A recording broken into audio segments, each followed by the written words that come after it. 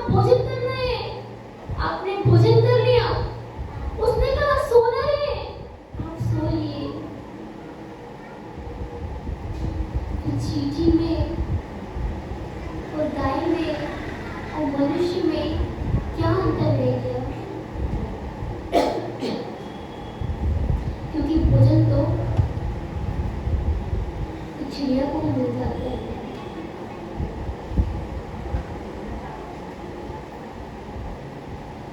हमने जन्म लिया है तो क्यों लिया है? अपनी आत्मा को आजाद करने के लिए लिया है। अपनी इंद्रियों को आजाद करने के लिए लिया है। आजकल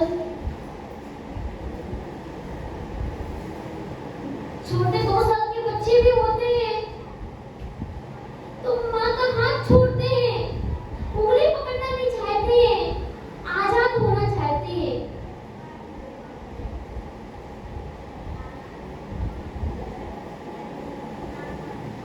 पत्नी पति से आजाद होना चाहते हैं, पत्नी पति से आजाद होना चाहते हैं, पत्नी पति से आजाद होना चाहता है। सब व्यक्ति अपने आप अपने अनुसार चलना चाहते हैं एक दूसरों को। प्रत्येक आत्मा स्वतंत्र है।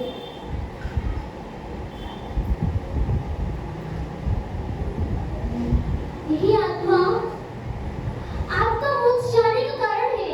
यही मन, और यही मन आपको साथ में नरक भी ले जाएगा। यही मन आपको मोक्ष भी ले जाएगा और यही मन आपको साथ में नरक भी ले जाएगा। यही सुख उपयोग आपको जिनवाणी में ले जाएगा और यही आपको अशुभ उपयोग आपको नरक में ले जाएगा। आप सोच लो, हमें अपना उपयोग कहाँ लगाना है? हमें अपना मन कहाँ लगाना है? एक पुजारी होता है, वो अपने मन को मंदिर में बैठा है, पूजा कर रहा है, लेकिन उसका मन विषय कषायों में लग गया। वो सोच रहा था कि काश मैं आज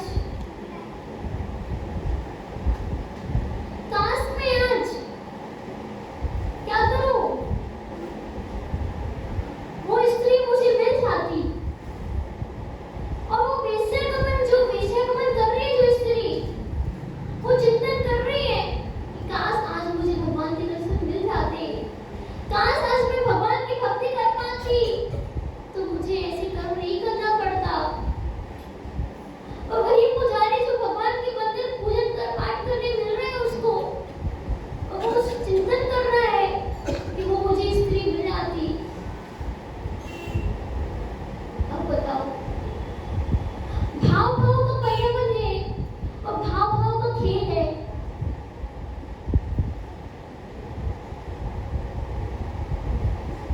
वो वेश्यागमन कौन सी जाति की थी, क्या थी, कुछ नहीं मालूम, लेकिन उसके भाव अच्छे थे।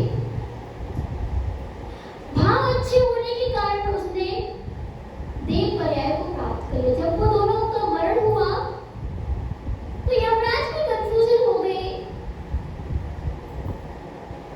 सोचिए कैसा संसार है।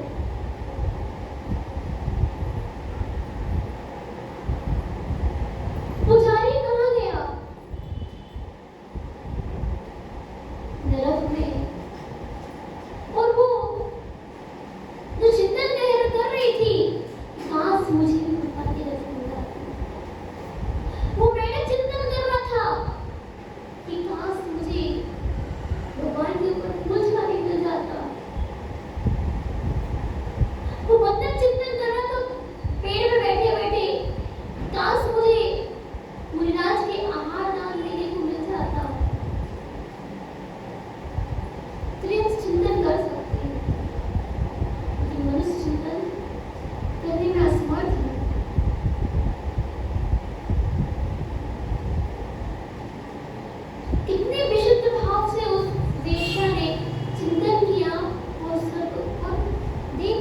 प्राप्त कर लिया उसने। ये मन है ना, बहुत बड़ी मुश्किल से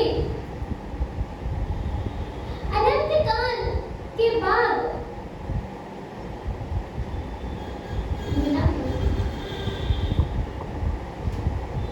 यदि जीव के वो मन से जन्म लेने के बाद यदि दुर्गति हुई तो वह दोबारा मन को प्राप्त नहीं कर सकता। अनंत काल के बाद ये प्राप्त हुआ है हमारे लिए मन। अनंत काल के बाद हमें ये मन प्राप्त हुआ है। आप एक इंद्रिय में रहे, दो इंद्रिय में रहे, तीन इंद्रिय में रहे, आपको मन मिला क्या? अब मन मिला है, उस मन का सदुपयोग कर लो। ये त्रिस्पर्याय पाना बहुत ही दुर्लभ है, चिंता पड़ेगी समाज है। हमें त्रिस्पर्याय भी मिल गई है। त्रिस्पर्याय के साथ संगी पंचेंद्रिय बन चुकी हैं, ये भी बहुत दुर्लभ है। उसके साथ साथ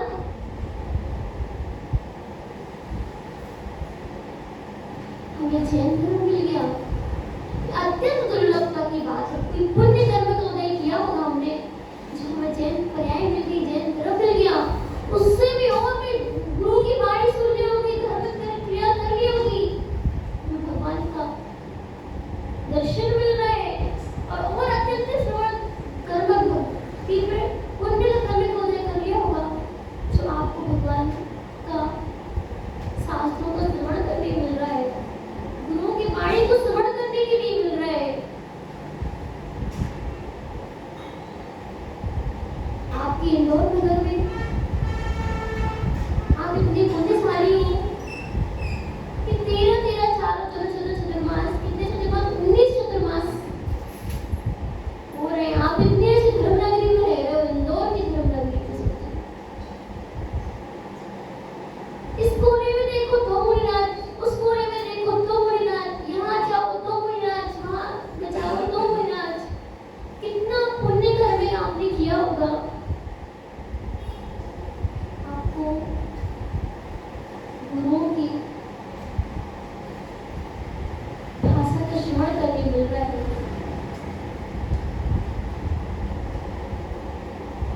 यदि यूं ही आपने व्यर्थ कार्यों में लगाया अपने मन को, तो मक्खी, मच्छर, पेड़, अग्नि, पृथ्वी, कायक आदि पर्याय गति में भटकना पड़ेगा। जब भटक के आए हैं, अगर दोबारा मन को अच्छे कार्यों में नहीं लगाया, बच्चों, अगर आपने अपने मन को अच्छे कार्यों में नहीं लगाया, तो कहाँ जाओगे फिर से?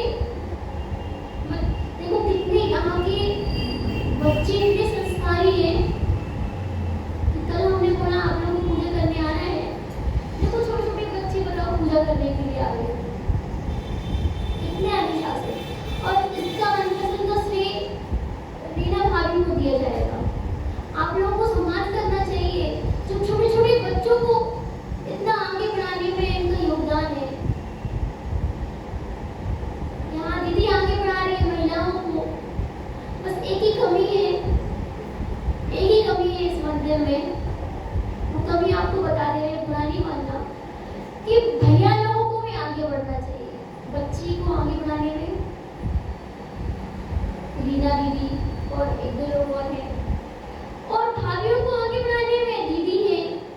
अब रहेगी युवा पुरुषों को आगे बढ़ाने में। वो आप लोग को डिसीजन लेना है कि कैसे हम युवा पुरुषों को आगे बढ़ा धर्म के मार्ग में आगे बढ़ाएं। जब ये तीनों चीजें हो जाएंगी तो बहुत अच्छा होगा। मतलब बहुत सब लोग याद करेंगे कि देखो भक्ति सदन कितना अच्छे संस्कारवान है, कि महिलाएं भी आगे बढ़े हैं, बच्चे भी आगे बढ़े हैं, और युवा पुरुष भी आगे बढ़े हैं, और वृद्ध पुरुष भी आगे बढ़े हैं।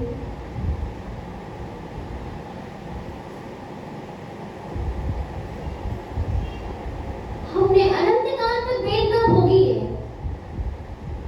मक्खी बनके, मच्छर बनके, पेड़ बनके, अग्नि कायक, पृथ्वी कायक, जल कायक, अग्नि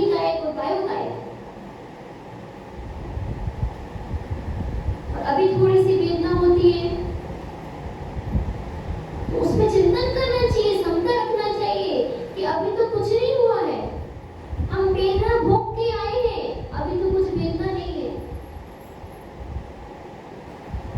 उस नरक गति को याद कर लो, हम नरक गति में कितनी वेदना भोगी होगी, हम एक ही से कितनी वेदना भोगी होगी।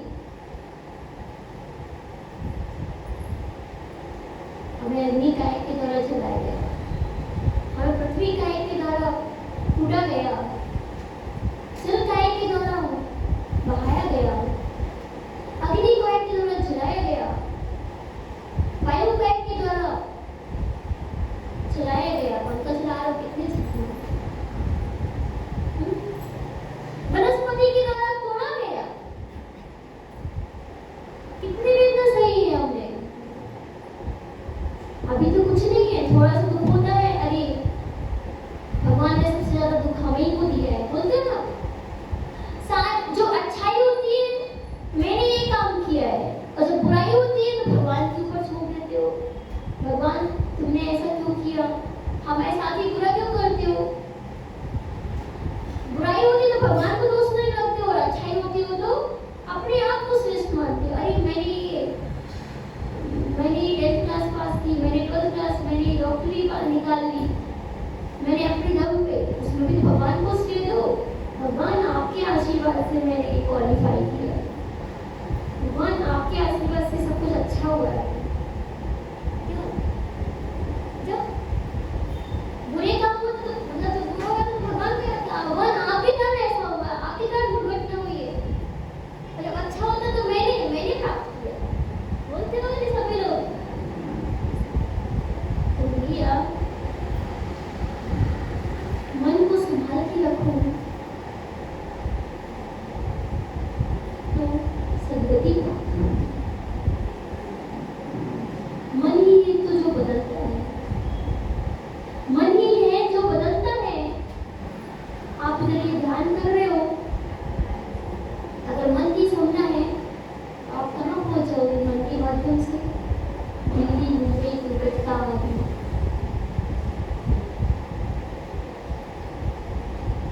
मोबाइल की किरणें इतनी तेज तक नहीं पहुंच पाती, इतनी तेज मन की किरणें पहुंच जाती।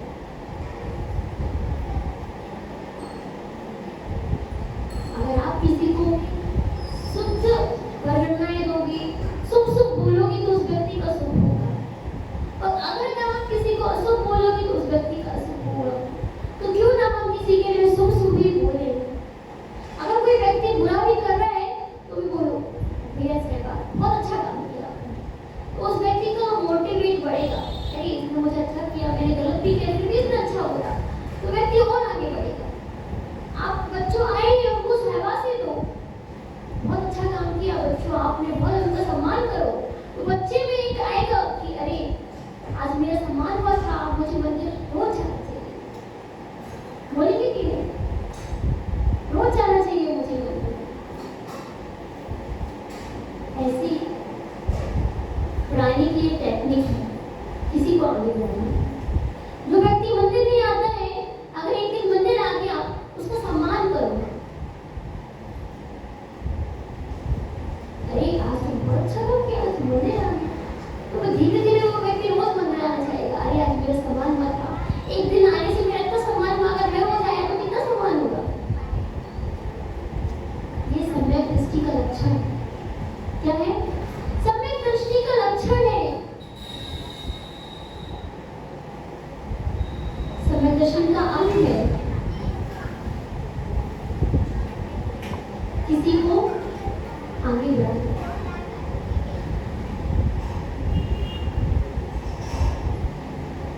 अगर कोई दुर्व्यवहार में लगा है, दुर्ध्यान में लगा है, अशुभ संगति में लगा है, अशुभ कर्मों में लगा है, उसको आगे बढ़ाना। ये कौन सा अंग है?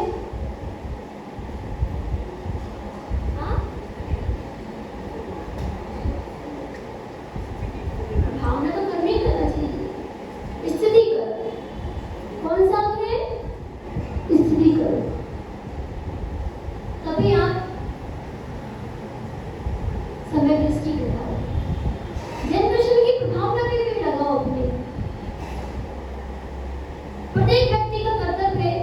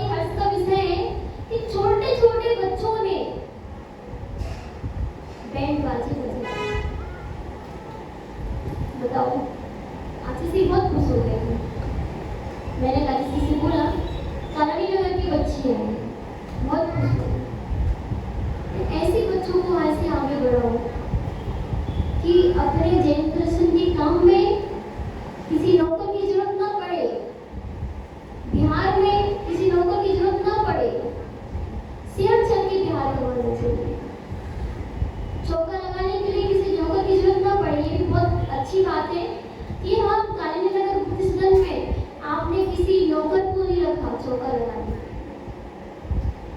नहीं तो कई जगह पे नौकर को रख देते हैं। नौकर बनाए और नौकरी खिलाए, क्यों? तो ये आपकी यहाँ की पॉजिटिव बात है कि बच्चे भी, अगर आपने ढोलक बजाने के लिए बच्चों को नहीं रखा, आपने आहार देने के लिए कोई नौकर को नहीं रखा, आहार बनाने के लिए कोई नौकर को नहीं रखा, ये भी बहुत अच्छी बात है यहाँ। अब बात आई कि संपूर्ण समुद्र में 1000 योजन लंबा कौन है? मगरमच्छ। मन की बात कर रहे हैं। और 250 योजन मोटा है। मगरमच्छ कैसा है? 500 योजन चौड़ा और 250 योजन मोटा। वह 6 महीने सोता है और 6 महीने जागता है। आपने सुना? शंभू रबड़ कैसा होता है? 6 महीने सोता है और 6 महीने जागता है। शंभू रबड़ समुद्र में एक जो मगरमच्छ होता है, हाँ, जो मगरमच्छ होता है वो कैसा होता है? 6 महीने सोता है और 6 महीने जागता है। उसके एक बार क्या हुआ? उसके कान में एक बार एकदम तंतुल मच्छ होता है, वो चला गया, जिसका आकार चावल के बराबर होता है। तंतुल मच्छ होता है, उसका आकार कितना होता है? चावल के बराबर होता है। जब वह बड़ा मुंह खोलकर सोता है, जब मगरमच्छ,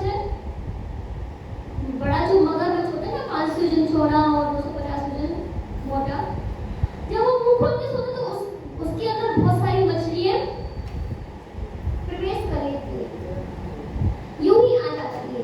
और वो सोचता है ये मच्छी कितना मूर्ख है, तंदुल मच्छ सोचता है ये मच्छी कितना मूर्ख है, अगर मैं होता इसकी जगह तो इन सारी मछलियों को खा लेता। अब देखो, जो वे दोनों ही मरते हैं, उसके बाद वे दोनों ही मरते हैं, एक बड़ा मच्छ और एक छोटा तंदुल मच्छ। जब दोनों मरते हैं तो दोनों साथ में नरक जाते हैं। क्यों? एक शरीर से खाकर जाता है, एक शरीर से खाकर जाता है और दूसरा मन से खाकर जाता है। तंदुल मच्छ ने क्या सोचा कि अगर मैं इसकी जगह होता तो मैं छोड़ता नहीं। ऐसे ये मन नरक भेज देता है। ऐसा मन ये कहाँ भेज देता है? नरक भेज देता है। कहाँ भेजता है? नरक भेज देता है। छोटा सा मगरमच्छ कितना हिंसा कर सकता है? अगर हम वचन सुनते समय अगर दूसरे काम में मन रहेंगे तो इतनी अच्छी बातें सुनने को नहीं मिलेगी। इसलिए मन कहाँ होना चाहिए? देखो, आप बोलो तो हमसे ले लेंगे, तब भी आप कर लो, जितनी करना हो तब कर लेना अभी। लेकिन जो आपको सुनने मिल रहा है अच्छी अच्छी बातें ना, तो वो सुनने का प्रयास करें। कितना हिंसा कर सकता है, पर मन के द्वारा सोच सोचना हजारों पापों को इकट्ठा कर सकता है। मन के द्वारा अगर आप सोच भी लोगे तो हजारों पापों को आप इकट्ठा कर सकते हो। मन के बिना अकेले शरीर से हिंसा कर सकते हो और मन के साथ सोचकर 10 गुना बढ़कर हिंसा कर सकते हो। इसलिए अभी समय हो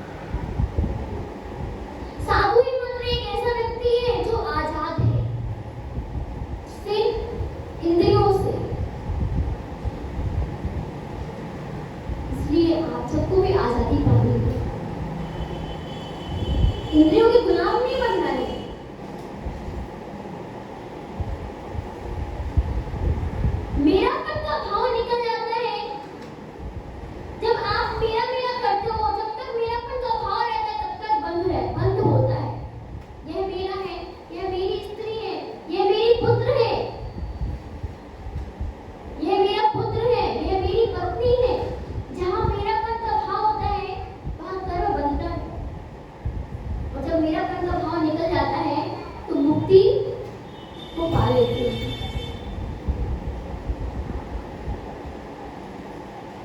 ये किताब होने के बावजूद, ये किसकी किताब है? ये किसकी किताब है? हाँ, चिंगारी। अगर मैं कहूँ कि ये मेरी किताब, तो मुझे कौन सा दोस्त लग जाएगा? कौन सा दोस्त लग जाएगा? मेरापन का कर्मबंध बन जाएगा, परिग्रह का दोस्त लग जाएगा। ये चिंगारी है, मेरी है कि नहीं है? सबकी।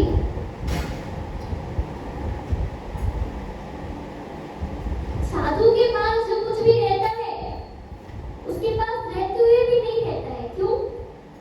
आप लोग सोचते होंगे साधु के पास ये है वो है, लेकिन उसका होते हुए भी वो उसका कुछ भी नहीं है, क्योंकि उसने मेरापन नहीं लगाया। क्या नहीं लगाया है? मेरापन नहीं। भगवान महावीर स्वामी कहते हैं, अगर आपको भी कर्मों से बंध से मुक्ति पानी है, आपको भी भगवान बनना है, आपको भी मोक्ष जाना है, उस घर में ऐसे रहो अतिथि की तरह। सब कुछ होते हुए भी अपना मत मानो। ये मेरी किताब है, ये मेरी टीवी है, ये मेरे बच्चे हैं। मेरापन की भावना नहीं लानी।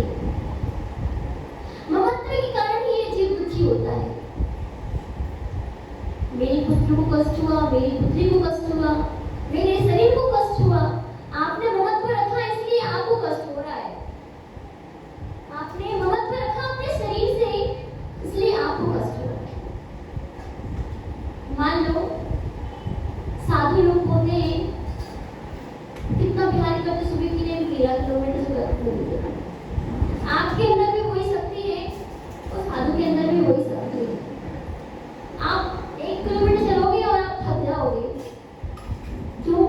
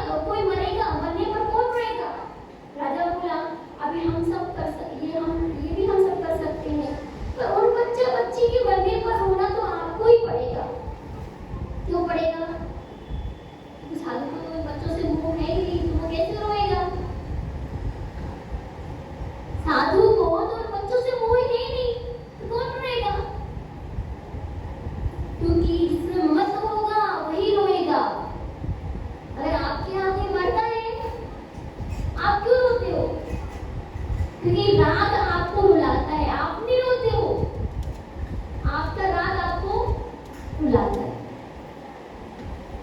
दूसरा रोने नहीं आएगा। साधु बोले जिस छतरी के कारण मुझे रोने की नौबत आए, इससे मुझे कोई काम करना ही नहीं है। आपकी ये छतरी वाले वस्तु नहीं चाहिए, हमें तो अपनी चैन की जिंदगी जीना है, हमें तो अपने में ही चैन मानना है, हम तो अपने में ही शांति पा रहे हैं।